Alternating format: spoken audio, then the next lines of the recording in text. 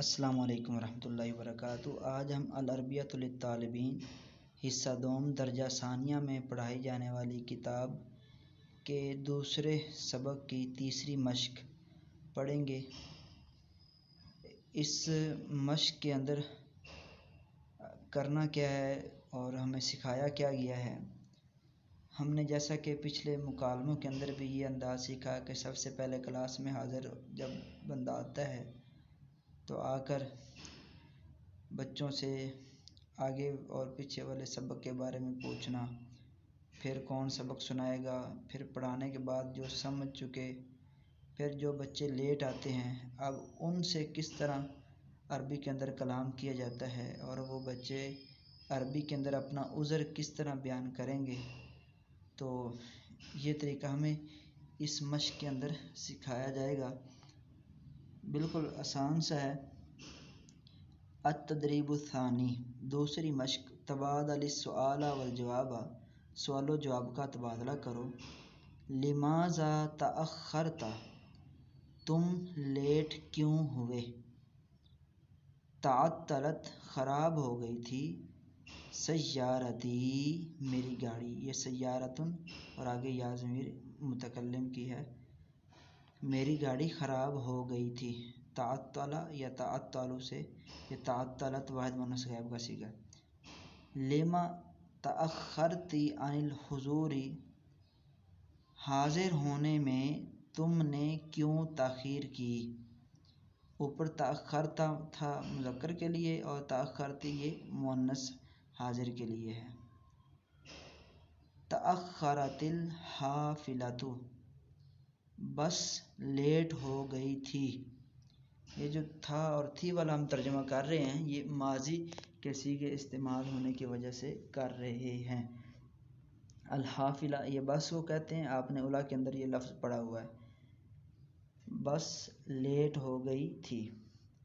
لما تأخرت عن موعد الجامعۃ، موعد کہتے ہیں مقررہ وقت، لما کیوں، جامعہ کے مقررہ وقت سے تم کیوں لیٹ ہوئے۔ تأخرت، تم کیوں لیٹ ہوئے، لما کیوں لیٹ ہوئے جامعہ کے مقررہ وقت سے۔ آگے وہ جواب دیتا ہے، لأنی، کیونکہ بے شک میں، استيقظت، بیدار ہوا تھا، جاگا تھا، اٹھا تھا، متأخراً لیٹ، کیونکہ میں لیٹ اٹھا تھا۔ لماذا تأخرتی، تم لیٹ کیوں ہوئی۔ لأنی استيقظت متأخراً، کیونکہ میں لیٹ اٹھی تھی۔ لماذا تأخرت إلى هذه الساعة، تم اس وقت تک کیوں لیٹ ہوئے۔ ساعہ وقت پر دلالت کرتا ہے، هذه اس میں اشارہ اس کی طرف ہے، تم اس وقت تک کیوں لیٹ ہوئے۔ فقد تناولت الفطور بوقت متأخر، قد جب ماضی پر داخل ہو تو یقیناً کا معنی پیدا ہو جاتا ہے، یقین کا، تحقیق کا معنی پیدا ہو جاتا ہے۔ تو تناولت، یہ کھانا کھانے کے بارے میں یہ بولا جاتا ہے، اور الفطور یہ ناشتے کو کہتے ہیں، بوقت متأخر دیر سے، میں نے دیر سے ناشتہ کیا تھا۔ لما تأخرتی کثیراً، یہ تأخرتی واحد مؤنث حاضر کا ہے، تم زیادہ لیٹ کیوں ہوئی۔ لأنی تأخرت فی تناول وجبۃ الفطور، کیونکہ میں نے ناشتہ کرنے میں تاخیر کی۔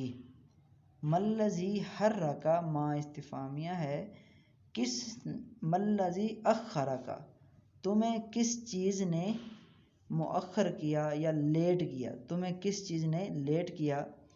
لقد اصبح اخی مریضا، یہ اصبح افعال ناقصہ میں سے ہے، جس کا مطلب اصبح ہو گیا، اور اس کا ایک خاص معنی جو صبح پر دلالت کرتا ہے وہ بھی کیا جاتا ہے۔ یقیناً، یہ تحقیق میرا بھائی مریدن بیمار ہو گیا تھا،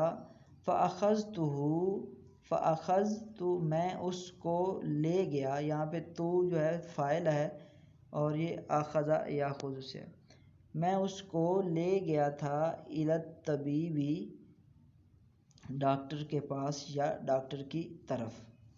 ما الذی اخرک تمہیں کس نے لیٹ کیا؟ کنت متعبا میں تھکا ہوا تھا، فاستلقیت تو میں لیٹ گیا، لکی استریح تاکہ میں قلیلا کچھ تھوڑا، استریح آرام حاصل کروں۔ یہ کئی کے بعد ان مقدرہ ہوتا ہے، اسی وجہ سے استریح کے اوپر ہا کے اوپر زبر آئی ہوئی ہے۔ فغلبنی النوم تو مجھ پر غلبہ کیا، النوم نیند نے، تو مجھ پر نیند غالب آ گئی۔ هل تصل متأخرا یومیا، تصل پہنچنے کو کہتے ہیں متأخرا لیٹ، یومیا روزانہ، کیا تم روزانہ لیٹ پہنچتے ہو؟ لا نہیں، اصل متأخرا احیانا میں بعض اوقات لیٹ پہنچتا ہوں، اصل یہ واحد متکلم کا صیغہ ہے اور احیانا اس کا مطلب ہوتا ہے بعض اوقات۔ هل تصلین متأخرة ابدا، کیا تم ہمیشہ لیٹ پہنچتی ہو؟ یہ تصلین واحد مؤنث حاضر کا صیغہ ہے اور ابدا یہ ہمیشہ کا ترجمہ کر دیتا ہے، اس کا ہمیشہ معنی ہوتا ہے۔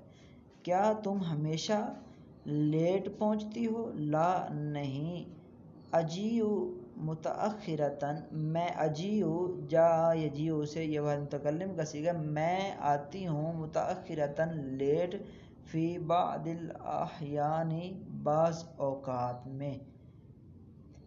یہ سبق انتہائی آسان ہے، اس کے اندر روزمرہ کے جو جملے ہیں وہ عام روٹین میں اردو میں بولے جاتے ہیں، ان کو عربی میں لکھا گیا ہے۔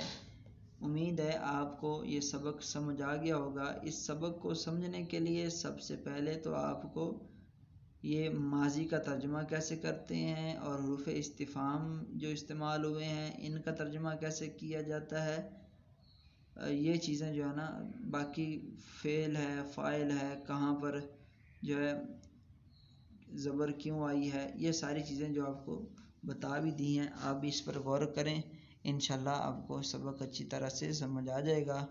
انشاءاللہ اگلی سبق میں پھر ملیں گے، تب تک کے لیے اللہ حافظ۔